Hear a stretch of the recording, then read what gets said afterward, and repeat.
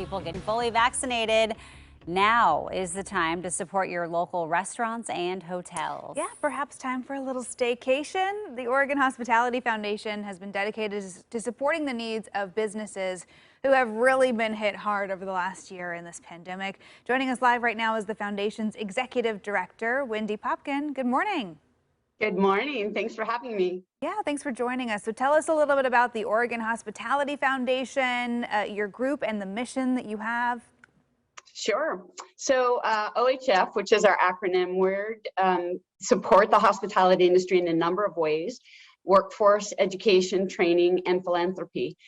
People can learn more about us at OregonHospitalityFoundation.org. Okay, and so what's the significance and the importance of the hospitality industry to Oregon?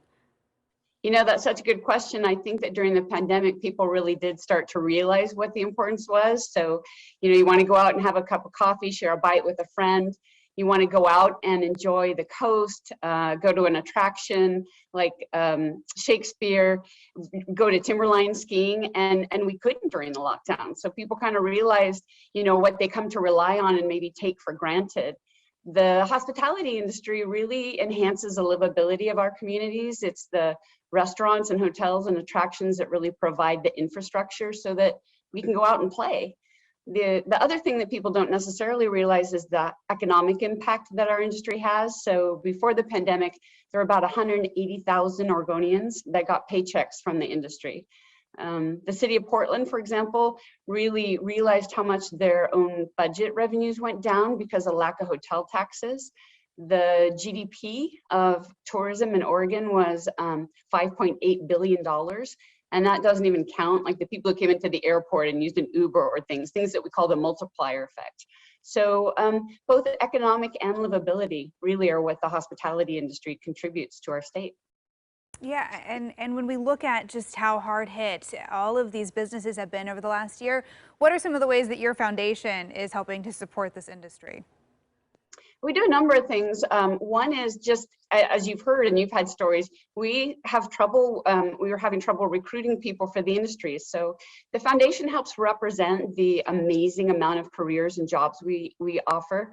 At last count that I keep for our students, 250 I can name roles in the hospitality industry.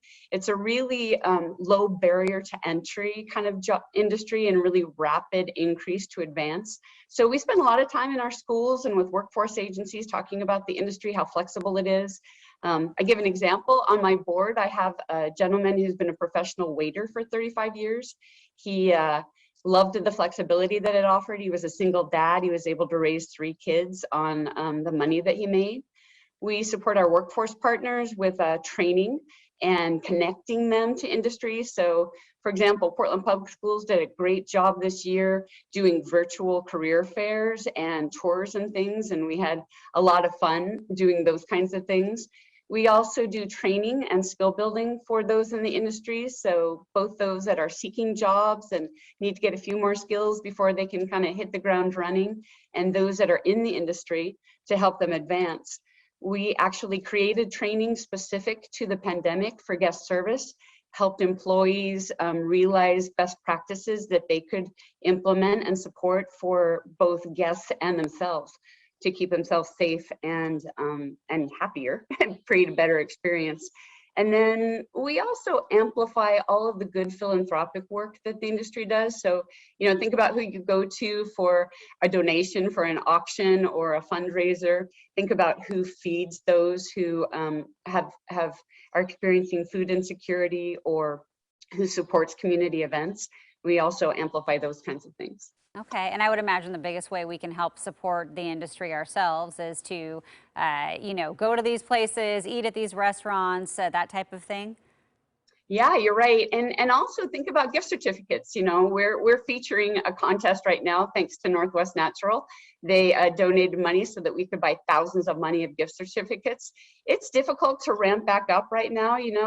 Cash is a challenge. And so one of the things that people don't realize about buying gift cards is that in Oregon, the value never declines. It never expires. It's the law. The other things you can do are, I took an 1,100-mile road trip myself over Memorial Day weekend and after, and really realized that ramping up has some challenges. So be kind, be patient, maybe expect some lines. Everybody's doing their best, but it takes it's creating memorable experiences isn't one-sided. The guest has a lot to do with that too, and everybody's really trying their hardest. Some great advice. Well, Wendy Popkin with the Oregon Hospitality Foundation, thanks so much for joining us. Oh, I really appreciate the time, and really thanks to you and your team for supporting us all month long. We really appreciate it. Yeah, I know Choose Local Dining Month was a great opportunity to really Yeah. put the spotlight on so many of our local restaurants and hopefully have people out there trying something new. Yes. It was a I great wanna try a idea. lot of Thank them. you. Yeah, I know I added some to my list, that's Yeah. for sure. Well, Wendy, thanks. And to learn more about how you can help with their mission and for a chance to win some more restaurant gift certificates, we'll have a link to all the info you need on coin.com.